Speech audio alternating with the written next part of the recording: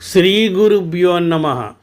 కలియుగ దైవమైన శ్రీ వెంకటేశ్వర స్వామి ఆవిర్భవించిన మహిమాన్వితమైన క్షేత్రమే తిరుమల. ఈ కొండకి వెంకటాచలం అని పేరు. అంటే పాపములను నశింపచేయు కొండ అని అర్థం.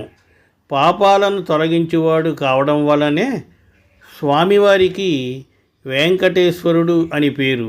స్వామివారు ఇక్కడ కొలువై ఉండడానికి పూర్వమే ఇక్కడ ఆదివరాహస్వామి ఉన్నారు. అందువలన దీనిని ఆదివరాహ క్షేత్రం అని పిలుస్తారు. ఈ స్వామివారి అనుమతి తీసుకునే వెంకటేశ్వరుడు ఇక్కడ కొలువైనాడని పురాణాలు చెబుతున్నాయి. వైకుంఠానికి వెళ్ళిన భృగు మహర్షి తన రాకని గమనించి కూడా శ్రీహరి పట్టించుకోలేదనే కోపంతో ఆయన వక్షస్థలాన్ని కాలుతో తాకుతాడు. అది తనకి అవమానంగా భావించిన వక్షస్థల లక్ష్మీదేవి భూలోకానికి వస్తుంది. ఆమెను వెతుకుతూ శ్రీమన్నారాయణుడు శ్రీనివాసుడిగా భూలోకానికి వస్తాడు. ఇక్కడి కొండలలో తిరుగాడుతూ స్వామి వకుళమాత ఆశ్రమానికి చేరుకుంటాడు.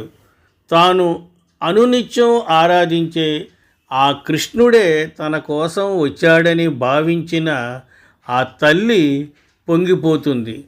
వనవిహారానికి వెళ్ళిన శ్రీనివాసుడు ఆకాశరాజు కూతురైన పద్మావతీదేవిని చూసి మోహిస్తాడు. లక్ష్మీదేవి అంశతో ఆమె ఆ రాజుకు పద్మంలో దొరుకుతుంది. ఆ ఇద్దరూ ఇష్టపడడంతో వకుళమాత వెళ్ళి ఆకాశరాజు దంపతులతో మాట్లాడి వారి వివాహాన్ని జరిపిస్తుంది. ఆ సమయంలోనే కుబేరుడు నుంచి స్వామి కొంత సొమ్మును అప్పుగా తీసుకుని అందుకు సంబంధించిన పత్రం కూడా రాసి ఇచ్చాడు. కొత్త దంపతులు కొండ ఎక్కరాదనే ఆచారం కారణంగా వెంకటేశ్వర స్వామి పద్మావతీదేవి ఇద్దరూ కూడా కొండ దిగువన ఉన్న అగస్త్య మహర్షి ఆతిథ్యాన్ని స్వీకరిస్తారు. స్వామి ఆదేశంతో ఆకాశరాజు తమ్ముడైన తొండమానుడు కొండపై ఆలయ నిర్మాణాన్ని పూర్తి చేస్తాడు.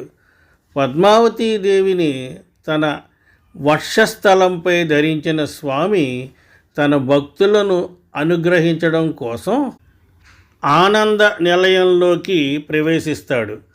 తిరుమల అనేది వైకుంఠాన శ్రీ లక్ష్మీనారాయణులు విహరించు క్రీడా పర్వత సమూహం.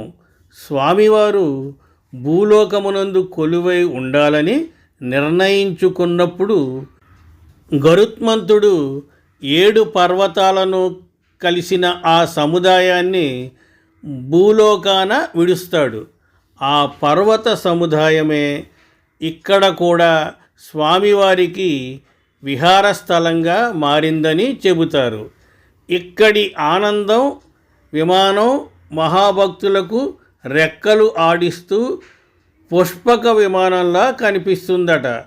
ఇప్పటికీ ఆ దేవతలు ఆశ్చర్య రూపంలో స్వామివారిని దర్శించి సేవిస్తూ ఉంటారు. తిరుమలలో స్వామి పుష్కరిణితో పాటు సనక సనందన తీర్థం, కుమారధార తీర్థం, పాండవ తీర్థం, సోణ తీర్థం, కాయరసాయన తీర్థం, కపిల తీర్థం, పాపనాశన తీర్థం, తంబుర తీర్థం, జాబాలి తీర్థం, ఇలా అనేక తీర్థాలు కనిపిస్తాయి. ప్రతి తీర్థానికి ఒక ప్రత్యేకత ఉంది, ఒక విశేషం కనిపిస్తాయి. కృష్ణదేవరాయలు పలుమార్లు స్వామివారిని దర్శించుకుని అనేక విలువైన కానుకలను సమర్పించుకున్నట్లుగా చరిత్ర చెబుతోంది. అన్నమయ్య, తరిగొండ వెంగమాంబ వంటి ఎంతోమంది మహాభక్తులు స్వామివారిని కీర్తించి తరించారు. స్వామివారికి ఆపద మొక్కులవాడని పేరు.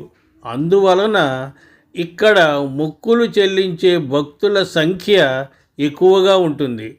ఇక్కడ జరిగే బ్రహ్మోత్సవాలు, ఆ సమయంలో స్వామివారికి జరిగే అలంకరణలు, వాహన సేవలు చూడడానికి రెండు కళ్ళు చాలవు. స్వామివారిని దర్శించుకున్న అనంతరం భక్తులు తిరుచానూరు వెళ్ళి అమ్మవారిని కూడా దర్శించుకుని ఆ తల్లి అనుగ్రహాన్ని పొందుతారు. ఆహ్లాదకరమైన వాతావరణంలో అలరారుతున్న తిరుమలను దర్శించడం అంటే సాక్షాత్తు వైకుంఠాన్ని దర్శించడమే. స్వస్తి, శుభమస్తు.